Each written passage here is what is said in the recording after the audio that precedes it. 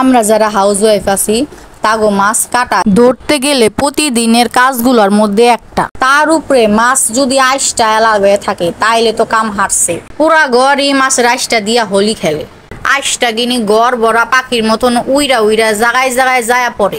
আরে আইসটা, তুই পানির মধ্যে বাস করা এক প্রাণী শৈলের একটা অংশ, তোর পাখির মতন উইরা উইরা জায়গায় জায়গায় যায়া পড়নের দরকারটা কি? তোর উড়া জানি সব হাউস ওয়াইফরা বন্ধ করা পারে, তার লেগাই আজকে আমি সব হাউস ওয়াইফ গুলো লই আইছি একটা টিপস। যে টিপস ফলো করলে একটা আইসটাও পাখির মতন উইরা উইরা ঘরের বিভিন্ন জায়গায় যায় পড়তে পারবো না। প্রথমে কোনো একটা বড় পাত্রে অথবা বেসিনে অনেকগুলা পানি নিয়ে নেবেন, মাছটার থেকে একটু বেশি, যাতে মাছটা ডুবায় রাখুন যায় ওই পরিমাণে। তারপর মাছটারে এক হাত দিয়ে দইরা আর এক হাতে ছুরি বা একটু হালকা ধারালো কিছু নিয়া এরকম কইরা মাছের আইসটা উল্টা দিকে মানে লেজের দিকে থেকে এইভাবে দইরা দইরা আলতোভাবে এরকম কইরা টান দিতে হইব। যে জায়গার থেকে এরকম উল্টা দিকের থেকে ধাক্কা দেওয়ার ফলে উঠবো না, ওই জায়গায় একটু এক আঙ্গুল দিয়ে দইরা তারপরে টাইনা উঠানো লাগবে। এই যে দেখেন এরকম কইরা ছুরি দিয়ে আর বুইরা আঙ্গুল দিয়ে দইরা চাপ দিয়া এরকম কইরা উল্টা দিকে টান দিতে হইব। এই যে দেখেন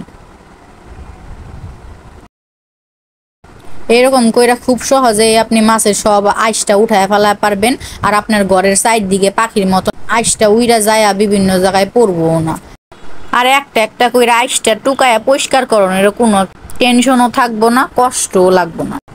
এই যে দেখেন আমার মাছ সম্পূর্ণ ক্লিয়ার হয়ে গেছে গা, একটাও আইসটা নেই কোথাও, একদম পরিষ্কার জগজগা হয়ে গেছে গা। আর এই যে দেখেন নিচে আইসটা কিনি সব জৈমা রইছে, এই আইসটা আর পাখির মতন উড়ানোর ক্ষমতা রাখেনি। এরকম কইরা সম্পূর্ণ মাছের আইসটা উঠায় ফালানোর পরে পানিটা আস্তে করে ড্রেন দিয়ে দিবেন, যদি আপনি বেসিনের মধ্যে কইরা থাকেন। আর যদি অন্য কোনো পাত্রে কইরা থাকেন তাহলে পানি ফালায় দিবেন, তাইলে হইয়া গেল। তারপরে মাছটারে আপনার মনের মতো সাইজ অনুসারে কাইটা লইবেন, শেষ কেল্লা ফতে। আপনাদের মধ্যে অনেকে হয়তো এই টিপসটা অনেক আগে থেকে জানেন, কিংবা অনেক আছে হয়তো জানতেন না। আশা করি আগে থেকে যারা এই টিপসটা জানতেন না তাগো এই টিপসটা অনেক কাজে দিব, একটু হইলেও তাগো সময় বাঁচবো, কষ্ট কমবো। এই টিপসটা ফলো করার পর যদি আপনারা একটু হইলেও উপকৃত হন তাহলে আমার কথা কিন্তু ভুলেন না, অবশ্যই আমারে কমেন্টে জানাইন। বহুত বদর বদর করলাম, আশা করি ভিডিওটা আপনাকে ভালো লাগছে। আজকে এই পর্যন্তই, খুদা হাফেজ, ভালো থাকবেন আর আমার লেগে একটু দোয়া করবেন।